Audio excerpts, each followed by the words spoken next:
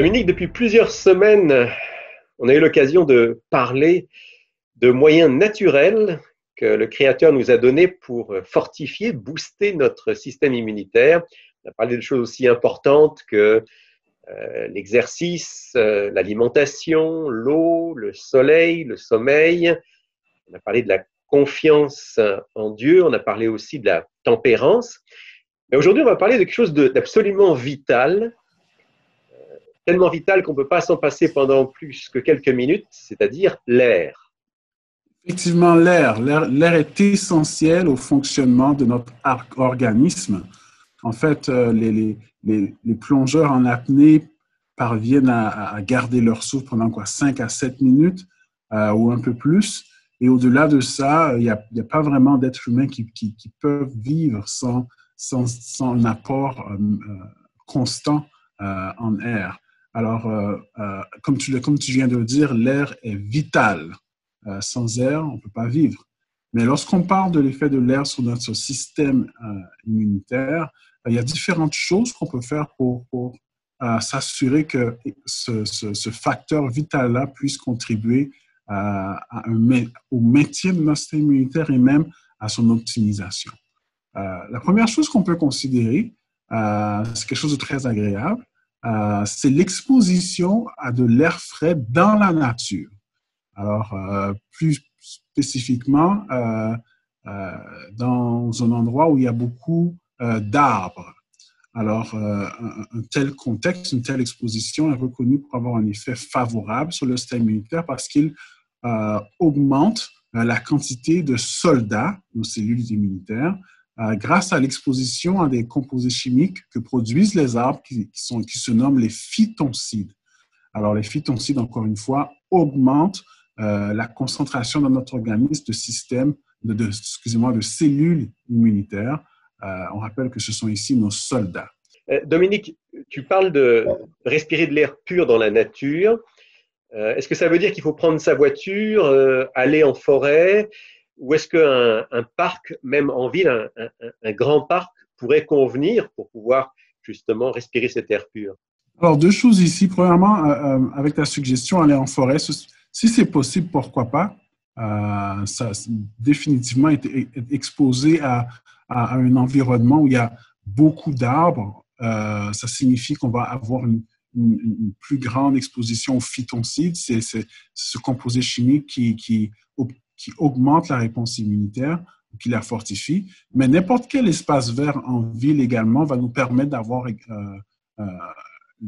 amélioration de notre réponse immunitaire ou de la production de nos soldats. C'est sûr que l'ampleur va être moindre que si nous étions dans un endroit où il y a plus d'arbres, comme par exemple un boisé à l'extérieur de la ville. Alors, on vient de parler de l'air, de l'importance de l'air pur, d'aller dans la nature, mais j'imagine aussi que notre manière de respirer, l'amplitude de notre respiration va aussi jouer un rôle important. Tout à fait. Alors, la respiration profonde est une excellente stratégie justement pour utiliser l'effet bénéfique potentiel de l'amplitude respiratoire. Alors, lorsqu'on prend des respirations profondes, il y a une réponse anti-stress qui est produite parce que cette respiration-là va diminuer la production de l'hormone du stress, le cortisol. Or, le cortisol, on le sait très bien, diminue la vigueur de notre système immunitaire. Donc, nos soldats, nos cellules immunitaires sont moins efficaces lorsque il y a un taux élevé de cortisol dans notre système. Le deuxième grand avantage de la respiration profonde, c'est qu'elle optimise l'oxygénation, c'est-à-dire la quantité d'oxygène que nous arrivons à intégrer à notre organisme avec chaque inspiration et la quantité, bien sûr, de dioxyde de carbone que nous arrivons à expulser avec l'expiration. Finalement, la respiration profonde permet de maintenir notre élasticité, d'améliorer l'élasticité de notre tissu pulmonaire. Alors, en ces temps de pandémie, c'est une bonne chose justement de s'assurer d'avoir une bonne élasticité pulmonaire parce que pour ceux qui développent la forme sévère de la maladie, c'est un des facteurs qui peut faire en sorte que qu'il y ait une détérioration rapide de leur état. Alors, est-ce que ça veut dire que la respiration profonde est le facteur principal qui va nous permettre d'éviter la maladie? Non, mais je pense que la respiration profonde peut, avec les 3 éléments que je viens de citer, être un facteur qui pourrait jouer en notre faveur pour remporter la victoire contre une infection potentielle. Alors, est-ce qu'on pourrait, en terminant, peut-être expliquer rapidement ce que c'est justement qu'une respiration profonde? Comment est-ce qu'on respire profondément? On a dit, on va utiliser le diaphragme. Explique-nous en 2 mots.